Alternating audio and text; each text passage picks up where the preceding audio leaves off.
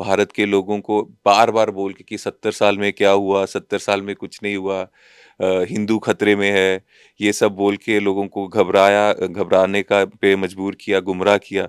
एक हमारे मुस्लिम प्रेज़िडेंट हैं थे कलाम साहब, डॉक्टर अब्दुल कलाम जी, तब हिंदू खतरे में नहीं था। अभी तो मोदी जी खुद प्रधानमंत्री हैं, अमित शाह जी होम मिनिस्टर हैं। अब कैसे खतरे में आ गया? तब तो खतरे में नहीं था। अगर मुझे ऐसा लगा कि भारत के युवा को सरकार के द्वारा दबाने की कोशिश की जा रही है, उनके हकों को उनसे छीनने की कोशिश की जा रही है, तो उनकी आवाज़ बनना, उनकी आवाज़ को मज़बूती देने का मेरा काम है। चाहे वो बेरोज़गारी हो या नशाखोरी हो, उसके खिलाफ सरकार को जगाने आया हूँ कि इन चीज़ों से उड़ीसा के युवाओं को मुक्त किया जाए, ऐसी पॉलिसीज़ बनाई जाएँ। इनमें जोश की कमी है, कुछ करने का जज़्बा नहीं है, सब कुछ है। थोड़ा-सा गाइडेंस हम देंगे, थोड़ा-सा हिम्मत ये दिखाएँगे, तो बहुत अच्छे रिज़ल्ट्स उड़ीसा में आ सकते हैं, मुझे लगता है। और जिस दिन ये एक साथ मिलकर जब चलेंगे, तो आप देखिएगा बीजेपी भी घबराएगी, बीजेडी भी घबराएगी और उड़ीसा के लोग खुश हो जाएँगे। नमस्कार यूबीसी ओडिया को स्वागत करुच्ची पूर्वशाले आज स्पेशल एपिसोड रे आम सहित जड़े स्पेशल गेस्ट अच्छा सेमती भाव देखा गले राज्य राजनीति रे बहुत सारा रोचक आसे केतबेले परिवर्तन हुए बहुत किसी परिवर्तन अतीत में देखीचे वर्तमान भी देखीचे 2024 निर्वाचन सरिबा परे जो भली भाव में आम देखी कांग्रेस संगठन भांगी जाइथिला विभिन्न संगठन भांगी देखा मिलता तेज कौटिना कौटि लगी बोधहुए राज्य राजनीति रे कांग्रेस स्थिति गंभीर अच्छी किंतु एबे कौटिना कौटि एक संजीवनी पलटिकी आसीचंती विषय पूरा आलोचना करबा मो सहित अछंती जातीय youth Congress president Udaybhanu chief sir. पहले आपको उड़ीसा में स्वागत है। बहुत-बहुत धन्यवाद। कैसा लग रहा है उड़ीसा आके? अच्छा लग रहा है, अभी तो 2-3 घंटे हुए हैं यहाँ पहुँचे हुए, लेकिन बहुत अच्छे लोग हैं, बहुत अच्छा गर्मजोशी से यूथ कांग्रेस के साथियों ने स्वागत किया, तो बहुत अच्छा लग रहा है। सर कांग्रेस में आप ऐसे बताएं कि कांग्रेस में लेके एक खून का गर्म जोशी होती है, लेकिन कहीं न कहीं नहीं लगता है कि उड़ीसा में कांग्रेस का स्थिति कुछ ज़्यादा खराब है? आप शायद विधानसभा चुनावों के रिज़ल्ट के लेकर बात कर रहे होंगे। हाँ, कुछ शायद कमियाँ रही हैं, तभी जो हम रिज़ल्ट सोच रहे थे या उम्मीद थी वैसा नहीं आया, पर उस कमियों को दूर जल्द से जल्द किया जाएगा। और फिर से जिस जोश में कांग्रेस काम करती थी, युवा कांग्रेस काम करते थे, वैसा शुरू हो जाएगा। हमारा फिर से जो कमिटीज़ हैं, जब भी जल्द से जल्द हमारी लीडरशिप के डायरेक्शन से वो नई बनेंगी, यूथ कांग्रेस की भी बनेंगी और हर एक फ्रंटल की बनेंगी। और उसके बाद जैसे लोग पहले काम कर रहे थे, लोगों के बीच रह रहे थे, हमारे साथी वो रहेंगे। और यूथ कांग्रेस, कांग्रेस जब मिलकर काम करेंगे, तो मुझे लगता है ये ऐसा आवाज़ है जो हमेशा लोगों की आवाज़ उठाते हैं। और अगर उड़ीसा में ये जो सुनने में आ रहा है कि जो चीफ मिनिस्टर हैं, जिनको कठपुतली सीएम कहा जाता है, जो खुद से कुछ रीज़न नहीं लेते, जो दिल्ली से हुक्म होता है उसकी ही पालना होती है, और जो बीजेडी ने जो किया उनको वैसे ही निकार दिया, उनको वैसे ही रिजेक्ट कर दिया उड़ीसा की पब्लिक में। तो आज जाके जो बदलाव है वो कांग्रेस की तरफ ही आएगा। बस ज़रूरत है कि हमें एक साथ जुट रहकर, एक साथ मिलकर लोगों की, उड़ीसा के जो लोग हैं, युवा हैं, उनकी आवाज़ उठाने की। ये हम अच्छे से करेंगे तो सब कुछ हो जाएगा। आप जोड़ने की बात करते हैं, लेकिन उड़ीसा में बची-कुची जो कांग्रेस थी, वो तो टूट गया। नहीं, टूट नहीं गया, वो हमने डिसॉल्व किया है और मंथन हो रहा है, क्योंकि जो रिज़ल्ट हम चाहते थे वैसा नहीं आया, जैसे मैंने आपको बोला। तो उसके लिए हमें कुछ रीज़न्स तो लेने ही पड़ेंगे ना। तो उसमें मंथन करके, उसमें करेक्शंस करके जो बेहतर टीम कॉम्बिनेशन होगा वो आएगा, और उसमें जब हम काम करेंगे तो रिज़ल्ट भी अच्छा आएगा। आपका उड़ीसा आना कोई नई संजीवनी लेके आएगा युवाओं के लिए? संजीवनी तो मैं नहीं कह सकता, लेकिन हाँ, जो मेरे यूथ कांग्रेस के साथी हैं, उनके लिए मैं ये संदेश लाया हूँ कि आप मेहनत कीजिए। ये समय है और स्पेस भी है। तो अभी जितने हमारे युवा साथी हैं जो काम करेंगे, अपनी असेंबलीज़ में लोगों के बीच रहेंगे, तो लोग भी उनको प्यार करेंगे जब उनके बीच रहेंगे। और जब अभी चुनाव को काफ़ी समय है, तो अभी अगर अच्छे से अपनी फाउंडेशन बनाएँगे, तो अगर युवा ये अच्छे से कर लेंगे, तो इनकी मदद से ही हम आने वाले टाइम पे सरकार उड़ीसा में भी बना सकते हैं और लोकसभा में भी हमें फ़ायदा होगा। अच्छी बात आपने एक पकड़ी है कि बताएं कि युवा को हम मजबूत करना चाहते हैं, लेकिन ऐसा नहीं लगता है कि केंद्र में कहीं न कहीं उनकी जो गट टाइट करनी चाहिए थी, कहीं न कहीं छूट गया है? केंद्र में केंद्र युवा युवा नहीं, बहुत ज़्यादा परसेंटेज जो है युवाओं की इस बार वो कांग्रेस को वोट पड़े, चाहे लोकसभा की भी बात करें। नरेंद्र मोदी जी जो इलेक्शन 2019 में 5 लाख 5.5 लाख के मार्जिन से जीतते थे, इस बार वो 1,40,000 से जीते हैं। 3-4 राउंड नरेंद्र मोदी जी पीछे चल रहे थे। तो कहने का मतलब है वो तभी हो पा रहा है क्योंकि युवा काफ़ी हताश होकर जो मैसेज, जो प्रॉमिसेस युवाओं को किए थे कि रोजगार देंगे, रोजगार नहीं मिले, ड्रग्स जो हैं, इतना ड्रग्स इतिहास में कभी भारत देश में नहीं फैल रहा जितना बीजेपी के कार्यकाल में 10 साल में पूरे देश में फैल रहा है, युवाओं की नसों में फैल रहा है। तो इन सब चीज़ों को देखकर युवा ऐसा नहीं है, डाइवर्ट तो हो रहा है, और वही कारण है कि आज कांग्रेस की सिचुएशन 19 से बेहतर है और वोट परसेंटेज भी बहुत अच्छी है। और आने वाले समय में जो लोग, युवाओं को थोड़ी सी उम्मीद बची भी है कि नहीं इस बार मोदी जी फेल हो गए, इस बार बीजेपी फेल होगी, अगली बार करेंगे। अभी भी तो मोदी जी एक ही काम कर रहे हैं, अपने मित्र अडानी को बचाने की बात कर रहे हैं। वो gateway of drugs Mundra port में गुजरात में उन्होंने बनाया है, वहां से ड्रग्स आ रहा है, काला धन आ रहा है, सारा ध्यान वहां दे रहे हैं। और जो शक्ति मोदी जी को युवाओं को रोजगार देने में, उनका भविष्य को बचाने में लगानी चाहिए थी, वो सारी शक्ति अपने दोस्त को बचाने में लगा रहे हैं। आप अभी जैसे दिशा देख रहे हैं कहीं कहीं धर्म पे बंटा है तो किसी किसी हर एक पॉलिटिकल पार्टी का कुछ कुछ ना कुछ आइडियोलॉजी होता है। आप कौन सी मुद्दा लेके युवाओं को अपने ओर खींच पाएंगे लगता है? हमारी आइडियोलॉजी तो सेम है, वही है जो आज़ादी से पहले से और आज़ादी के बाद चलती आ रही है, और वही आइडियोलॉजी है जिस पे देश का संविधान बना। वही आइडियोलॉजी में तो कांग्रेस पीछे छूट रहा है। पीछे गया क्योंकि कुछ सालों के लिए, कुछ देर के लिए भारत के लोगों को बार बार बोल के कि 70 साल में क्या हुआ, 70 साल में कुछ नहीं हुआ, हिंदू खतरे में है, ये सब बोल के लोगों को घबराया, घबराने का पे मजबूर किया, गुमराह किया, और बीजेपी आया। लेकिन ये झूठ पे कब तक चलेगा? जब हमारे देश में एक मुस्लिम प्रेसिडेंट एक सिख प्राइम मिनिस्टर की ओथ दिलवाता है, और उस सिख प्राइम प्राइम मिनिस्टर को प्रधानमंत्री बनाने में एक कैथोलिक महिला सोनिया जी का हाथ होता है, तो ये खूबसूरती भारत देश की है, ऐसा कहीं नहीं हो सकता। और उस समय में जब एक कैथोलिक महिला पीछे हट के प्रधानमंत्री एक सिख को बनाती हैं, एक हमारे मुस्लिम प्रेसिडेंट हैं थे कलाम साहब, डॉक्टर अब्दुल कलाम जी, तब हिंदू खतरे में नहीं था। अभी तो मोदी जी खुद प्रधानमंत्री हैं, अमित शाह जी होम मंत्री, होम मिनिस्टर हैं, प्रेसिडेंट हिंदू हैं। जब अभी अब कैसे खतरे में आ गया? तब तो खतरे में नहीं था, सिर्फ गुमराह करने की बात की गई। असली में जो युवाओं के मुद्दे हैं उनको एड्रेस नहीं किया गया। हाँ, आप कुछ लोगों को, सब लोगों को थोड़ी देर के लिए, एक दो बार के लिए गुमराह कर सकते हैं, बार बार नहीं कर सकते। और जितने लोग हैं, काफी लोग इस चीज को समझ चुके हैं, और वही रिजल्ट जिस तरह से मैंने आपको कहा कांग्रेस पे वापस आया।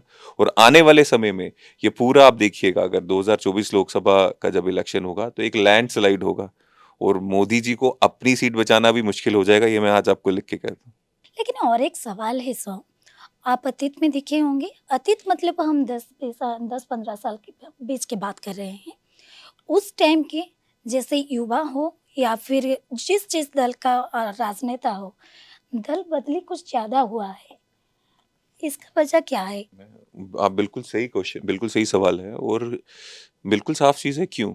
या तो पैसे के लालच में, या फिर वो पैसे बहुत ज़्यादा कमा चुके हैं, करप्ट रहे होंगे। चाहे कांग्रेस में रहे लेकिन काला धन कमाया होगा, करप्शन की होगी, घूसखोरी खाई होगी, लोगों का पैसा खाया होगा इसलिए, या फिर पैसा और पैसा कमाना होगा।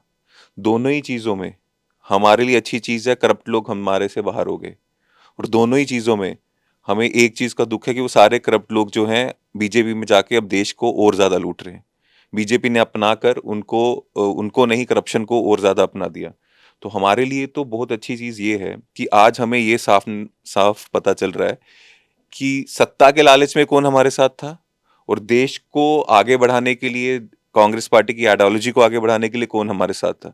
ये तो भगवान ने बहुत अच्छा समय दिया है, जो सच्ची विचारधारा वाले लोग हैं आज जो हमारे साथ हैं, कल वही देश का भविष्य बनेंगे और देश को आगे लेके जाएंगे। ये वो लोग नहीं है जो पैसे के लिए कांग्रेस में है, ये वो लोग हैं जो विचारधारा के कारण कांग्रेस में है। तो मैं इसे एक अपॉर्चुनिटी मानता हूँ। अपॉर्चुनिटी से याद आई, आपको भी बहुत दल ने बहुत बड़ा अपॉर्चुनिटी दिया है या फिर मौका दिया है। आपकी भूमिका क्या रहेगी? कैसे आपके सोच आएगा कि सामने वाला का सोच मुझे ध्यान खींचना है अपने ओर? देखिए, मेरा पर्सनल मानना है, यूथ का, अगर चाहे मैं ब्लॉक प्रेसिडेंट हूँ, असेंबली रहूँ, स्टेट रहूँ या किसी भी पद में रहूँ, मेरा काम एक ही है। कहीं भी, किधर भी अगर मुझे ऐसा लगा कि भारत के युवा को सरकार के द्वारा दबाने की कोशिश की जा रही है, उनके हकों को उनसे छीनने की कोशिश की जा रही है, तो उनकी आवाज़ बनना, उनकी आवाज़ को मजबूती देने का मेरा काम है। चाहे वो कोई भी सरकार हो, चाहे वो बीजेपी हो या अडानी-अंबानी उनके साथ गलत कर रहा हो, चाहे कोई भी पॉलिटिकल पार्टी हो, मैं उससे घबराता नहीं। मैं जब एनएसयूआई का जम्मू कश्मीर का प्रेज़िडेंट था, तो एक बार मैंने वहाँ पे एनसी और कांग्रेस की अलायंस की सरकार थी, मैंने अपनी सरकार के अगेंस्ट ही प्रोटेस्ट कर दिया था। क्योंकि राइट टू एजुकेशन जो राहुल जी और डॉक्टर मनमोहन साहब ने दिया था, वो जे-एंड-के में इम्प्लीमेंट नहीं हुआ था। तो मुझे इसमें कोई आशंका नहीं है, कहीं भी कुछ गलत हमारे युवाओं के साथ होगा, छात्रों के साथ होगा, उनकी आवाज़ बनना मेरा काम है। इस बार आपका उड़ीसा आना कुछ नया परिवर्तन लाएगा? ऊपर वाले से दुआ करता हूँ परिवर्तन आना चाहिए। हमारे साथी जो हैं दिन-रात इसी चीज़ में लगे हैं कि अपने युवाओं के साथ रहें, उनकी मुश्किलें समझें और उनकी हेल्प करें और बाकी सभी साथी। हमारा राजनीति में अगर हैं, तो हमें जो हमारे लोग हैं या हम रहते हैं, सबसे पहले तो मोहल्ले से शुरू करें। उनकी जो दिक्कतें हैं, वो समझ के उनकी मदद करनी चाहिए।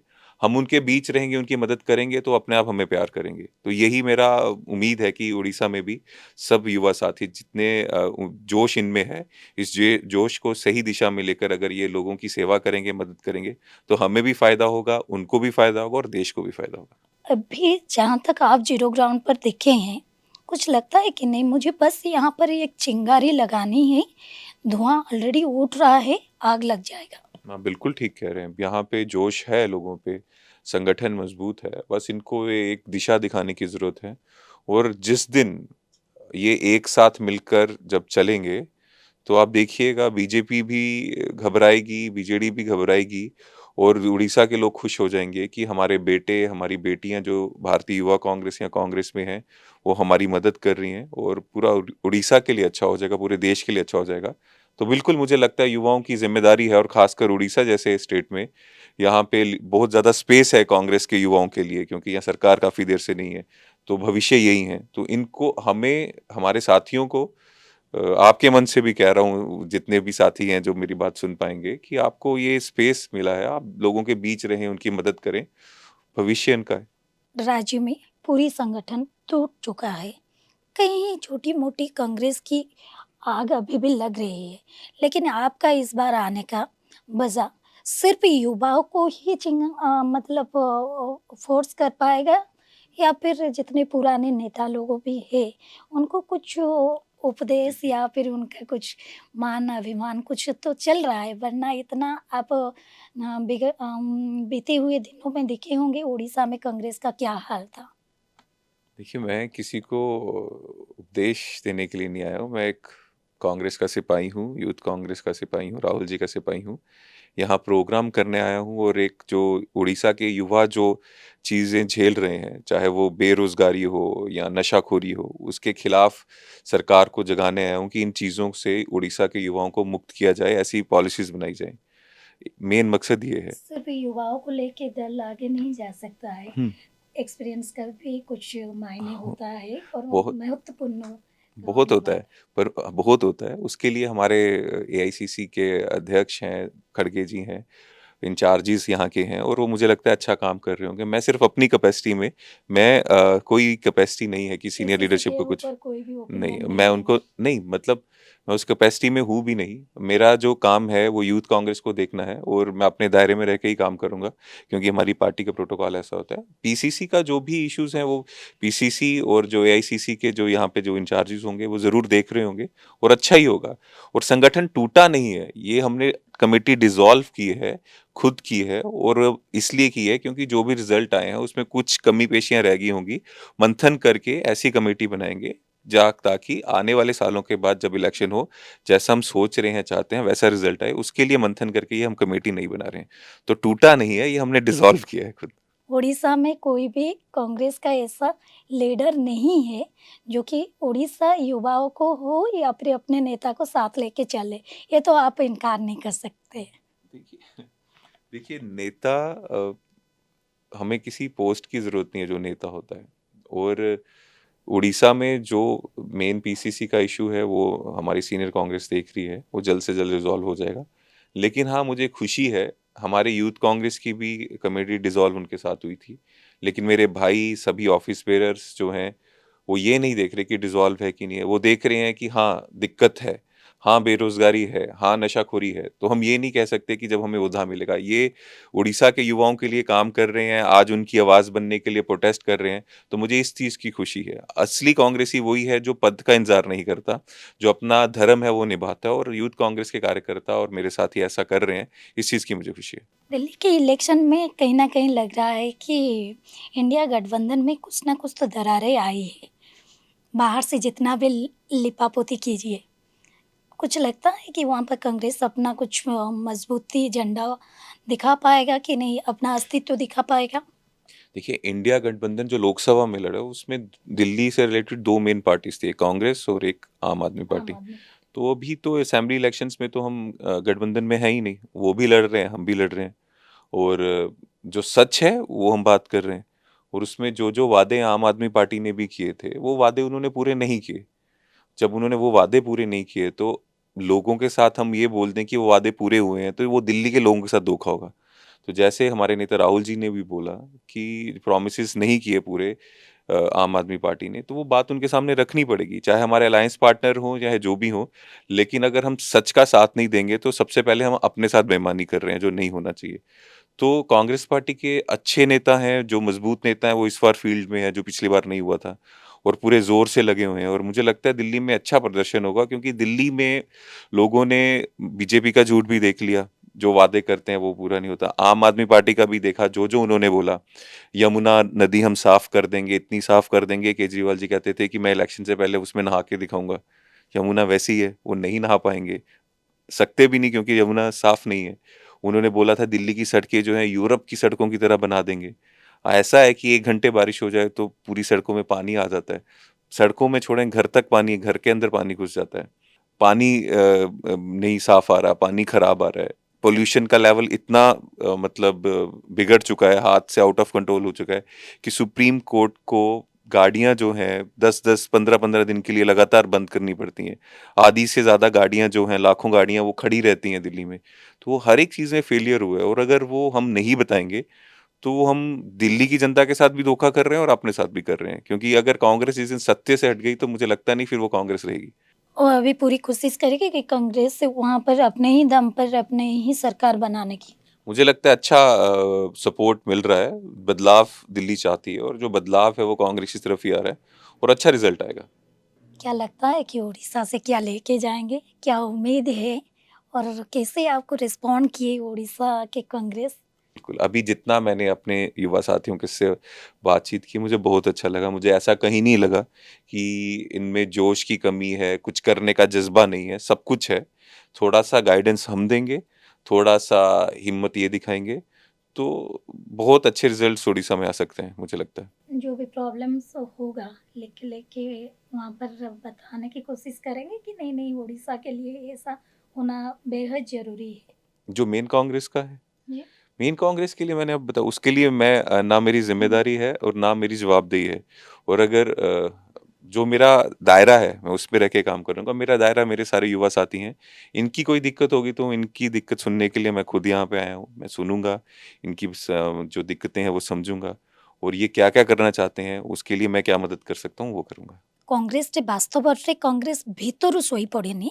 କୋଉଠି ନା କୋଉଠି କଂଗ୍ରେସ ଭିତରେ ଓଡ଼ିଶା କଂଗ୍ରେସ କଥା ହେଉ କିମ୍ବା ଆମେ କେନ୍ଦ୍ର କଥା କହିବା, କୋଉଠି ନା କୋଉଠି ତାଙ୍କ ଭିତରେ ଏବେ ବି କଂଗ୍ରେସର ଯୋଉ କହନ୍ତି ରକ୍ତ ଏବେ ବି ସତେଜ ଅଛି।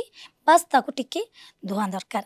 ଆଉ ଦେଖିବା ଏଥରର ଓଡ଼ିଶା ଗସ୍ତ ପରେ ସାର୍‌ଙ୍କୁ କେମିତି ଓଡ଼ିଶା କଂଗ୍ରେସ କିମ୍ବା ଓଡ଼ିଶାରେ ଯୋଉ ଯୁବକମାନେ ଅଛନ୍ତି କଂଗ୍ରେସ ପ୍ରତି କେତେ ଆକୃଷ୍ଟ ହେଉଛନ୍ତି। ତେବେ ଦଳ ଏହା ମାନୁ କିମ୍ବା ନ ମାନୁ, କିନ୍ତୁ 2024 ନିର୍ବାଚନ ଏବଂ 2019ର ନିର୍ବାଚନ ଫଳାଫଳ ଯଦି ଦେଖିବା, ହୁଏତ କିଛି ପରିମାଣରେ ବିଧାନସଭାରେ ତାଙ୍କର ସଂଖ୍ୟା ବଢ଼ିଛି, କିନ୍ତୁ ତାକୁ ବି ଗୋଟେ ଦଳ ପକ୍ଷେ, ଗୋଟେ ଜାତୀୟ ଦଳ ପକ୍ଷେ ଏହା ଗ୍ରହଣୀୟ ନଥିଲା ଦଳ ପାଇଁ। ହୁଏତ ସେଥିପାଇଁ ସାଂଗଠନିକ ସ୍ତରରେ ଓଡ଼ିଶା କଂଗ୍ରେସର ବିଭିନ୍ନ ସଂଗଠନକୁ ଭାଙ୍ଗି ଦିଆଯାଇଛି। ନମସ୍କାର।